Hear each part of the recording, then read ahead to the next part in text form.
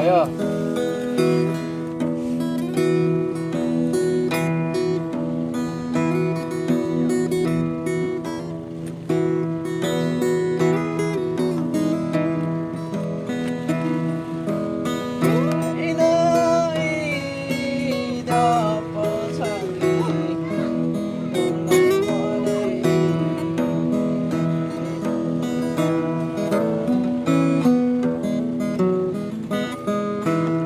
Đúng chính xác. Tầm này nơi vô lê mơ bát hàng ngàn. Tầm này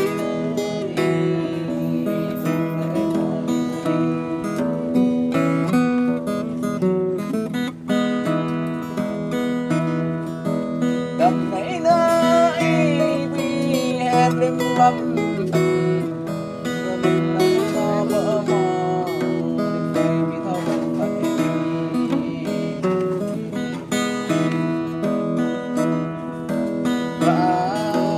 và ta không nào và đôi lời qua tay lại vì tao cảm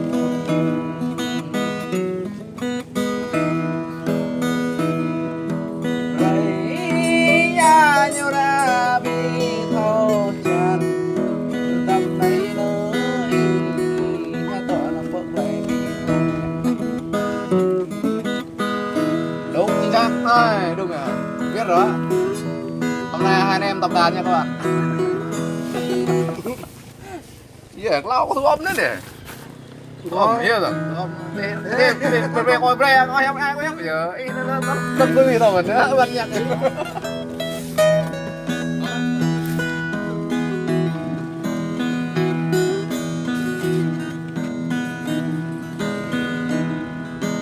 Tầm này nơi bò đạp ngàn nhỏ trăm bì. Tầm này nơi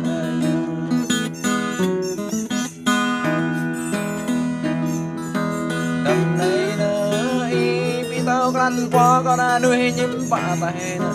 Tầm này nơi cần trước lại tay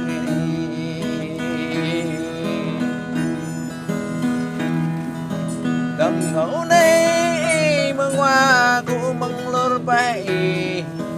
nắng mừng ta na cũng bay đầy bay na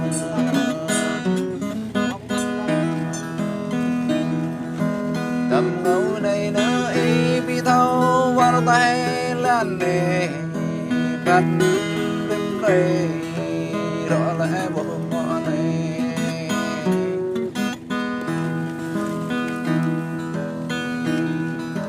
tầm ngẫu này nơi vô chẳng ra tay tệ và lẽ nó lan cắt anh em liều tay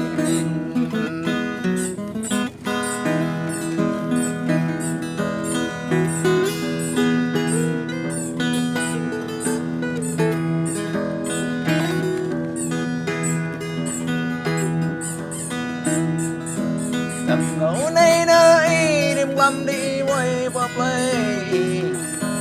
cùng lấy mỏi tao ngày nắng cầm nhoi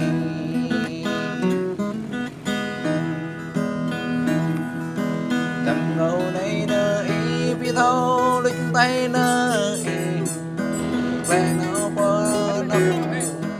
quăng gắn nào đánh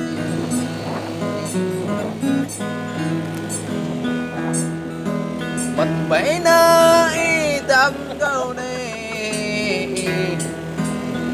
biết thâu qua tay nhà vẫn đang cho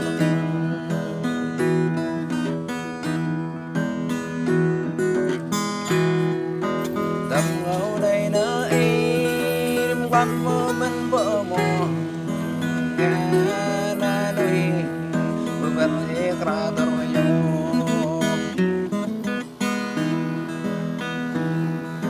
lần nỗi này bỏ nào chẳng bỏ lắm này nơi này nơi chẳng chắc lắm đôi nô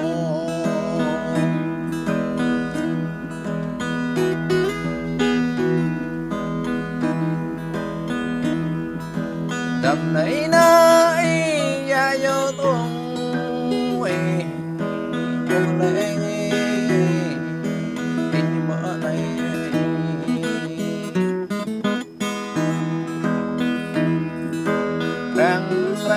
tâm này nó ala chắc hoa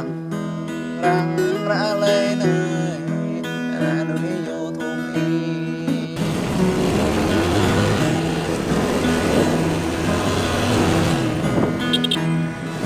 để ngọt ngậy bên nơi qua câu này nơi Ê ơi thao bắn tay bom này đâu mà để tỏ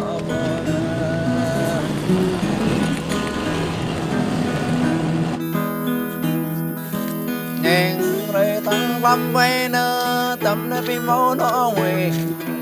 nhàng rồi tăng bên này nơ tâm bên nơ nào bỏ phong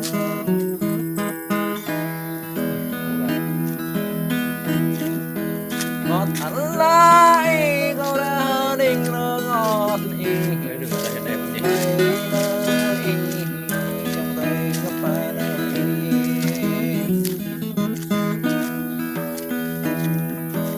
dần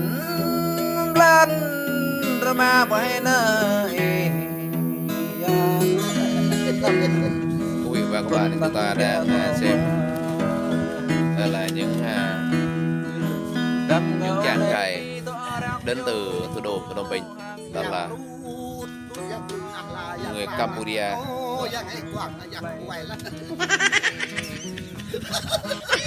Một ông kia thì tồn tại ở rừng hơn mấy năm rồi, giờ thấy nhớ rõ bố bay mô ta này định nợ y nói chung là mình phải cuộc sống mà thiếu có cái khác thì không phải là xã hội là nhìn mình khao khát được nói và khao khát được nhìn thấy cô gái.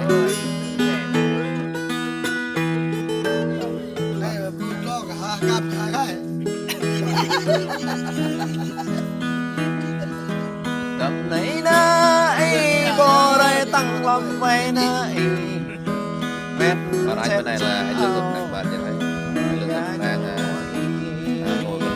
rửa bếp sưởi ấm vào mùa mưa. tầm này Qua đi lên y vô y bị tao bắt tay là y bên này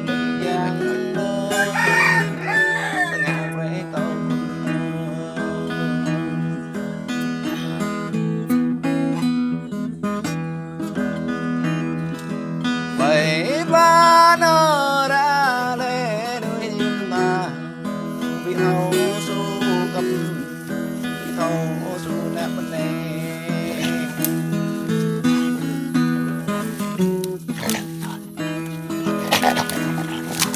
cầm này nơ y bô nơ y ha quân đơn y nghe câu tầm này nơ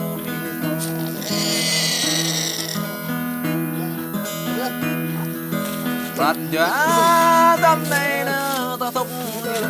nè berhi ra terjun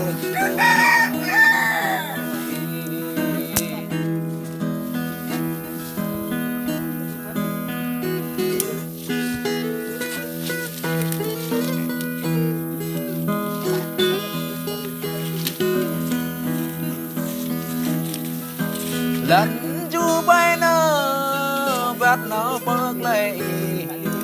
vùng nó bớt lấy rõ lẽ bớt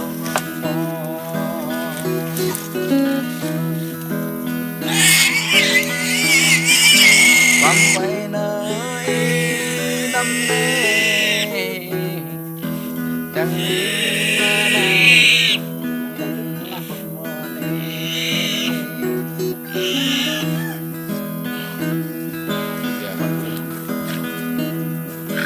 ai nấy rõ ta toàn tay lan rõ ta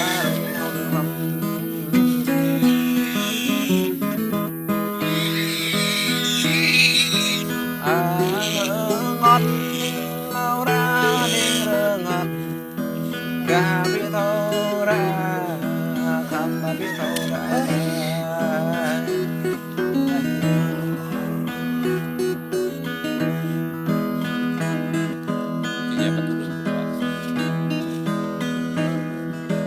tầm này nơi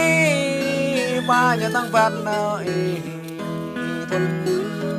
lan dạ nhớ tăng lo bay nô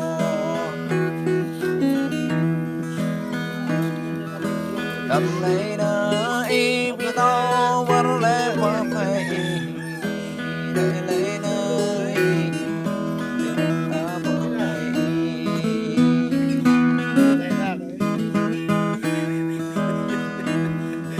ai giờ chẳng mất